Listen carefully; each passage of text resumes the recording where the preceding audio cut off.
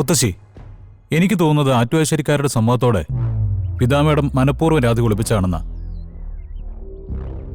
അവരുണ്ടല്ലോ ആ ആറ്റുവാശ്ശേരിയിലെ മുത്തശ്ശി, ദൈവത്തിനെ പോലും തെറ്റിദ്ധരിപ്പിക്കാൻ മിടിക്കുക.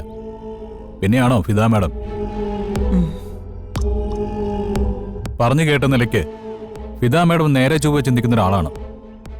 പ്രിയങ്കയുടെയും മുത്തശ്ശിയുടെയും സ്വഭാവം രാധിക പറഞ്ഞു കൊടുത്ത് വ്യക്തമായിട്ട് അവർക്ക് അറിയുകയും ചെയ്യാം. ഇല്ലടാ, അവര് പറയുന്ന ഒന്നും ഫിദ മാഡം കേക്കില്ല. അയാളെ ഞാൻ എങ്ങനെയെങ്കിലും കണ്ടെത്തും മുത്തശ്ശി. സത്യം ബോധ്യമാവാത്തവർക്ക് അത് ബോധ്യപ്പെടുത്തി കൊടുക്കുകയും ചെയ്യും. അത് നീ ചെയ്തോ. പക്ഷേ പത്മിനിയുടെയും ഉർവശിയുടെയും മുന്നിൽ വെച്ച് കുറച്ചുകൂടി ക്ഷമ കാണിക്കണം. പ്രശ്നങ്ങൾ ഉണ്ടാവാതിരിക്കാൻ വേണ്ടിയാ ഞാനീ പറയുന്നത്. മുത്തശ്ശി, പ്രിയങ്ക മുന്നിൽ വന്ന് കണ്ടോ? അവൾ എന്നോട് അടുക്കാൻ ശ്രമിക്കുമ്പോ എനിക്ക് തോന്നുന്നത് എന്താണെന്നറിയോ? ഈ ഭൂമിയിലെ ഏറ്റവും വൃത്തികെട്ട പെണ്ണിനെ കാണുന്ന പോലെ. അതിന് കൂടുതലായി ചിലപ്പോ ഞാൻ എന്തെങ്കിലും കടുങ്കൈ ചെയ്തു പോകും. അവളെ അങ്ങ് കൊന്നു കളഞ്ഞാലെന്ന് പോലും ഞാൻ ആലോചിക്കും. ഒന്നും മിണ്ടാതിരിക്കടാ. പ്രിയങ്കയെ കൊന്നതുകൊണ്ട് ഇപ്പോഴത്തെ പ്രശ്നങ്ങൾക്ക് പരിഹാരം ആവോ? എടാ, ഇതിന്റെ സത്യം തിരിച്ചറിയേണ്ടതും പത്മിനിയും പരമേശ്വരനോ. അതിന് നീ കുറച്ച് ബുദ്ധിമുട്ടേണ്ടി വരും. അമ്മയോട് എനിക്ക് സ്നേഹക്കുറവൊന്നുമില്ല മുത്തശ്ശി.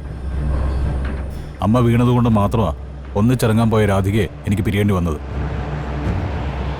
ആ, എന്റെ കടമ ഞാൻ കാണിച്ചു. അമ്മയുടെ കടമ അതോട്ട് അമ്മ കാണിക്കുന്നുമില്ല. അത്രയുള്ള വ്യത്യാസം. എല്ലാം നേരെയാവുന്ന പ്രതീക്ഷയില് ഞാൻ കാത്തിരിക്കുക മോനെ. എത്ര ദൂരത്തേക്ക് ആട്ടിപ്പായിച്ചാലും അവളുടെ മനസ്സിൽ നിന്ന് നിന്നെ ആട്ടിപ്പായിക്കാൻ ആർക്കും പറ്റില്ലടാ. അറിയാം മുത്തശ്ശി. പക്ഷെ എല്ലാരും കൂടി വീർപ്പ് മുട്ടിച്ച് അതിനെ ഇല്ലാതാക്കുന്നുള്ള പേടിയാ. ഭഗവാൻ കാവലുള്ളപ്പോഴോ ഇത്രയും വലിയ ഭക്തിയായ അവളെ ആരെങ്കിലും ഉപദ്രവിക്കാൻ ഭഗവാൻ സമ്മതിക്കോ? അലച്ചിലും ഓട്ടവും ഒക്കെ ഉണ്ടാവും.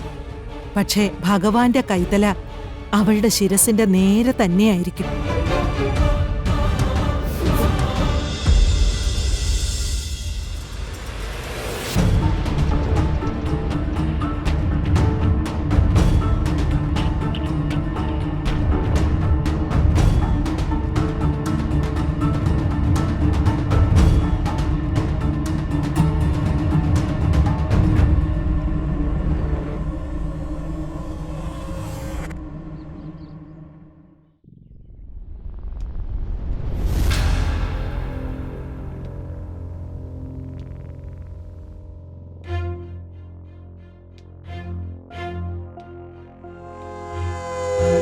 മാഡം, മ്യൂസിക് സ്കൂളിൽ വിശദമായിട്ട് അന്വേഷിച്ചു. കുട്ടികളോടാ ചോദിച്ചത്. അവരാകുമ്പോൾ കള്ളം പറയില്ലല്ലോ. ശ്യാമിയോ രാധികയോ 2-3 ദിവസമായിട്ട് അങ്ങോട്ട് എത്തിയിട്ടില്ല. കുട്ടികളത് കൺഫേം ചെയ്തു. പിന്നെ എന്തെങ്കിലും അറിയണമെങ്കിൽ അമൃതയാണ് ഒരു മാർഗം. അവളെ ഒന്ന് കൈകാര്യം ചെയ്താലോന്ന് ഞാൻ ആലോചിച്ചു. അത് വേണ്ട. ഇപ്പൊ ഒരു കയ്യാങ്കളി നമുക്ക് വേണ്ട. ശ്യാമയും രാധികയും എവിടെയാണെന്നുള്ള സത്യം അവൾക്ക് അറിയാമായിരിക്കും.